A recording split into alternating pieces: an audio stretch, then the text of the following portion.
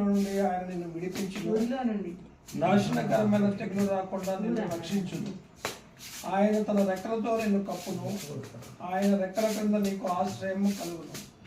ఆయన సత్యము కేడమును దారుణ ఉన్నది.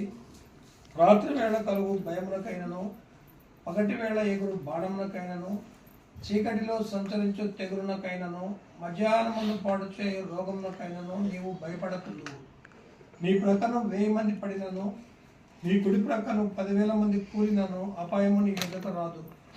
నీవు కనులారా చూచుచుండగా భక్తిహీనులకు ప్రతిఫలము కలుగును. యెహోవా నీవే నా ఆశ్రయము అని నీవు మహోన్నతుడైన దేవుని నీకు నివాస స్థలంగా చేసుకొని ఉన్నావు. నీకు అపాయం ఏమీ రాదు, ఏ తెగులును నీ గుడారమును సమీపించదు.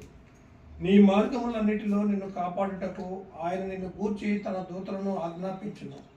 నీ పాదములకు రాయి తగలకుండా వారు నిన్ను తమ చేతుల మీద ఎత్తి పట్టుకుందరు. నీవు సింహములను నాగుపాములను త్రొక్కెదవు, కొదమ సింహములను భుజంగములను అడగదొక్కెదవు.